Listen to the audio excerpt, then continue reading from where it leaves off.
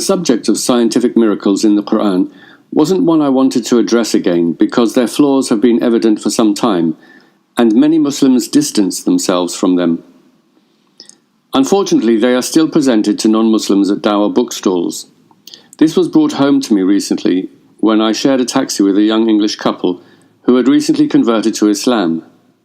The first reason they gave was scientific miracles, so I've decided to address this issue one last time. There are 3 minimum requirements that must be met for such a claim to be proven. Number 1, the knowledge didn't exist. Number 2, there's no possible alternative meaning. And number 3, statements are scientifically accurate. Not a single claim meets these criteria. Let's take a quick look at some of the main ones. Embryology. The Quran makes references to the development of a fetus. However, the ancient Greeks as well as others described this in similar terms long before Islam. For example, compare these Quranic statements to those of Galen 500 years before Muhammad.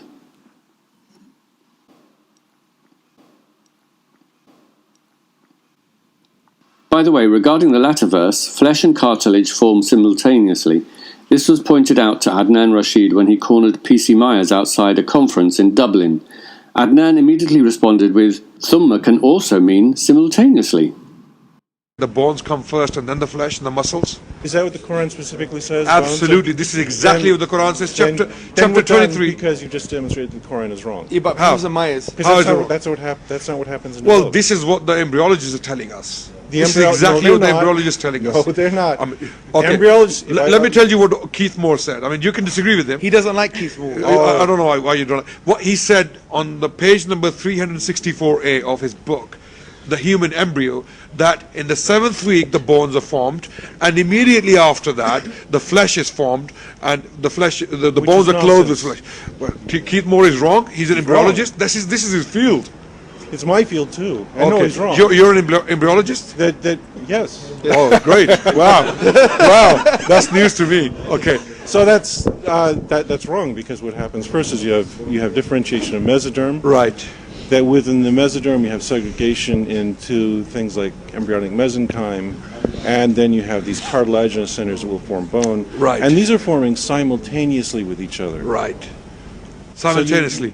Yes. Even if that's the case, the Quran is right, because thumma is very, even if that's the case, linguistically the Quran is right. Thumma literally can in Arabic language means things happening simultaneously. Yes. Well. Yes. As for accuracy and alternative interpretations, look at the following verse. Let man consider from what he is created. He is created from gushing fluid that issues from between the backbone and ribs. If the fluid is semen, then this is inaccurate. Man is not created from semen. Semen is the vehicle sperm is carried. Conception occurs when a sperm penetrates the ovum, the female egg. The Quran never mentions the female egg. And for anyone claiming miraculous scientific foreknowledge, that is an inexcusable omission.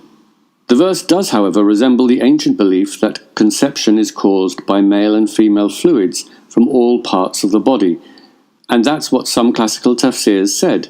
For example, Al-Qurtubi says, "The fluid is semen. It comes down from the brain and passes between the backbone and ribs." Qatada said, "It means the backbone of the man and the ribs of the woman," while Al-Hasan said, "It means the backbone and ribs of the man and the backbone and ribs of the woman. For as we know, the nutfa comes from all parts of the body." The problems with this verse have led to some creative apologetics. One is that the word sulb is a euphemism for an erect penis, and tara'ib is a euphemism for the vagina. Another is that the words issues from actually refer to a baby coming out of the womb. Yet another says it means man is born from the loins of the male and fed by the breast of the female. The irony is that the more attempts at rescuing this verse, the deeper the hole they are digging for it. The Big Bang. Do they not see the heavens and the earth were one entity and we separated them? Heaven being separated from earth is a very old idea, and many creation myths mention it. The Sumerian Song of Ho said, "Did he hasten to separate heaven from earth, and hasten to separate earth from heaven?" The Babylonian myth of Enuma Elish says, when the heavens had been separated from the earth. In the Chinese creation myth, Pangu separated earth from sky, pushing the sky upward. In ancient Egyptian mythology, Jeb representing earth and Nut representing heaven were separated on the orders of the god Ra. It should be mentioned that under no circumstances can the Big Bang be described as separating heaven from earth. The Big Bang wasn't an explosion of matter, it was an expansion of space. At no point was the earth separated from anything. On the contrary, earth came together from debris 9 billion years after the initial expansion. Life from water. We made from water every living thing. The claim is that the Quran confirms life originated in seas and lakes. However, again, this idea predates the Quran. The book of Genesis echoes the creation myths previously mentioned, and then says, "And God said, Let the waters bring forth abundantly the moving creature that hath life, and fowl that may fly above the earth." The ancient Greek philosopher Thales said water was the nature of all things, and Anaximander put forward the astonishingly far-sighted view that life started from warm water and earth, and emerged from fish-like creatures from the sea. Iron from the sky. We sent down iron. The claim is that no one could have known meteors contained iron from space. Just a quick search would reveal that this is untrue. Many cultures knew that meteors contained iron. For example, 3,000 years before Islam, the ancient Egyptians called iron the metal of heaven. Perhaps more importantly, most of the iron we use doesn't come from space, but from underground. It should also be noted that Anzala often simply means God gave it to them. For example, the Quran also says, "O children of Adam, we sent down clothing for you." Expanding universe. The claim is that the Quran reveals the universe is continually expanding because the word Musa is an active participle and so can give the meaning of an ongoing act. However, that was not how the word was understood by traditional scholars. Classical tafsirs say it means Dhu Si'a, possessing abundant ability. And Inna la musi'un is similar to Inna la qadirun, verily we are well able. This is supported by the fact that in the only other instance of the word Musa, it says, Ala al-Musa qadaruhu, the one with abundant means according to his capability. For this reason, the tafsirs make this the preferred meaning. However, some also say it can mean to make a vast and wide expanse, which is something any human looking at the sky can observe. Muslims are obviously free to believe it describes the scientific theory of a continually expanding universe, but they cannot present it as a proven scientific miracle when there are alternative and more attested meanings available. It should also be pointed out that the model of a continually expanding universe is certainly the popular current model. But unlike religion, science can change when new information comes along, and so handcuffing Islam to current scientific theories is a risky business. Mountains and earthquakes. We set on the earth mountains, standing firm, lest it should shake with them. There are a few variations of this claim. In fact, it's difficult keeping up with how these miracle claims move the goalposts, as critics point out flaws. However, I will focus on the main one, namely that it has only recently been discovered that mountains reduce earthquakes. Ancient cosmological myths depicted mountains as both holding up the heavens and keeping the earth firm. For example, in Canaanite mythology, there were twin mountains, Targhizizi and Tharumagi, which held up the firmament and bound the earth together. The Old Testament describes mountains as pillars of the earth, and says, I set firm its pillars. And, for the pillars of the earth are the Lord's, and he has set the world upon them. But what really undermines this miracle claim is that the verse doesn't say mountains reduce the effect of earthquakes. It says, lest it should shake with them. Tabari in his tafsir says, so that it doesn't overturn on people, so they can live securely on its surface. Earthquakes kill more people than any other type of natural disaster put together. In the 20-year period between 1994 and 2013, 750,000 men, women and children were killed by earthquakes. And they occur on the very fault lines where mountains exist. Mountains don't solve the problem. They are a byproduct of the problem. They are formed by tectonic plates colliding. Mountains are not firm nor immovable, even though that's how they appear to us. Their very existence is as a result of continuous movement over long periods of time. Those who make this miracle claim need to step back and think about what they are actually saying, namely, that God chose to create a deadly environment that shakes, then placed mountains to reduce it. Why make it shake in the first place? And are the millions of deaths from earthquakes much of an improvement? Mountain roots. Related to this claim is that the Quran discovered mountains have roots. However, there were people in the past who held similar beliefs. Aristotle referred to those who believed the earth had roots, and the Old Testament refers to roots of mountains. People assault the flinty rock with their hands and lay bare the roots of mountains. To the roots of mountains I sank down. Universe from smoke. Then he turned to the heavens when it was smoke. Dukhan means smoke or vapour. Ibn Kathir in his tafsir says, ثُمَّ اسْتَوَى إِلَى السَّمَاءِ وَهِيَ دُخَانٌ وَهُوَ بُخَارُ الْمَاءِ. Then he turned to the heavens when it was dukhan, which is water vapour. The miracle claim is that the Quran reveals the gaseous state of the early universe or cosmic dust, both of which, can be argued, resemble smoke or vapour. Again, if Muslims today want to interpret this to be a metaphor for the gaseous state of the universe, they are free to do so. But they cannot claim it is a scientific miracle without precise language to support it, nor can they do so when there are alternative meanings possible. The verse could just as easily echo the creation story in Genesis, which describes the heavens as water, which biblical commentators say means water vapour, precisely how classical tafsirs described it.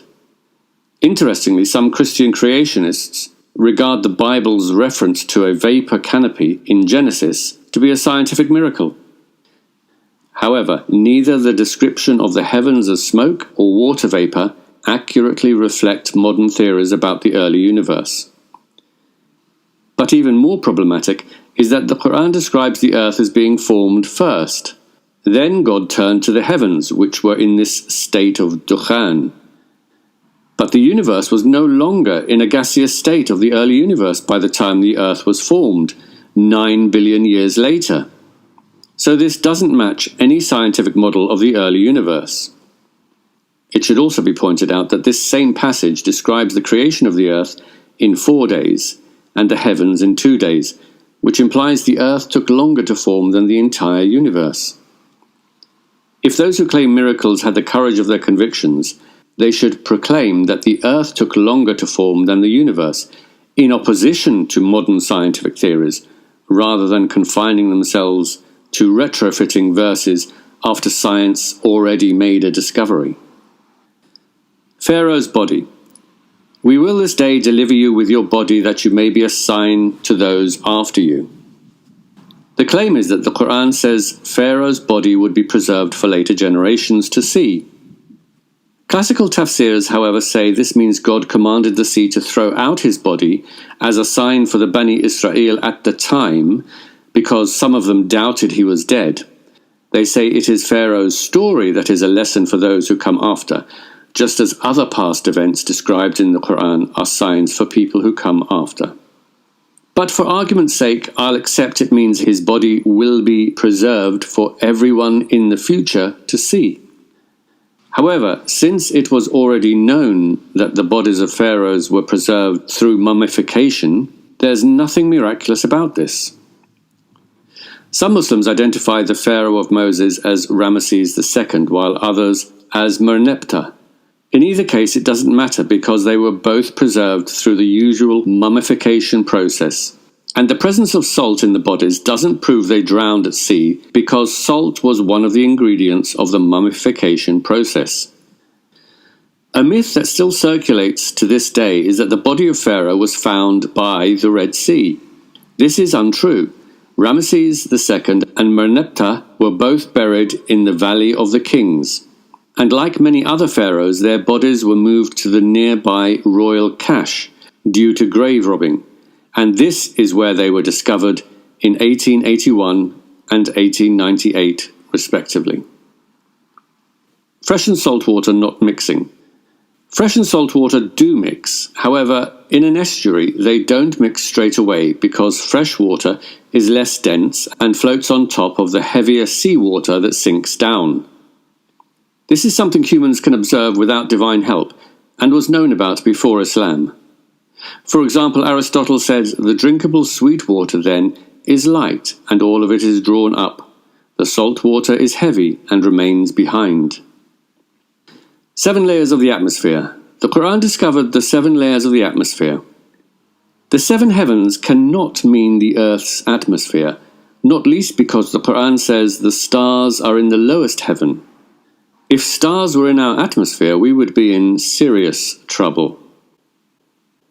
By the way, it's interesting how inconsistent these claims are with how they interpret words. For example, they interpret a samawat as the whole universe for the Big Bang claim, but then as just sky or atmosphere for this claim. I could go on about these miracle claims because there are so many, with new ones popping up or morphing as flaws are pointed out. But then this video would go on forever. The practice of using scientific discoveries to prove the Quran is a recent phenomenon, and the great Muslim scientists of the Islamic Golden Age, who themselves made some amazing discoveries, never made such claims about the Quran. In part, it can be traced back to 1975 in a book called The Bible, the Quran and Science by Maurice Bucaille, a physician to King Faisal of Saudi Arabia. It has led to a phenomenon that many refer to as Bucaillism. In 1984, the Saudi Muslim World League set up the Commission on Scientific Signs in the Quran and Sunnah, with Sheikh Abdul Majid Az-Zindani at its head. It organized several international conferences where scientists from various fields were invited, ostensibly to help the spread of science in Muslim countries. However, many of these scientists found themselves being presented with quotes from the Quran and asked to comment. They had to rely on their hosts' promises to be completely neutral, but their responses were then edited and used in dawah videos and publications. The Commission set in motion a trend that has dominated the popular imagination of Muslims ever since. But it was a very dishonest and misleading process, and one that many of these scientists have since distanced themselves from. For example, William Hay complained of having fallen into a trap of interviews, while the embryologist Gerald Geringer complained of manipulation. Geologist Professor Alfred Kerner has a standard email reply clarifying his out-of-context remarks that were used by Muslim apologists. Even Keith Moore, constantly quoted by apologists regarding embryology, lacked enough conviction in the miracle claims promoted by Zindani to omit them from his book, The Developing Human, apart from as footnotes in a special edition subtitled With Islamic Additions, for sale in Islamic countries. There are several interviews with some of these scientists conducted by The Rationalizer available on his YouTube channel.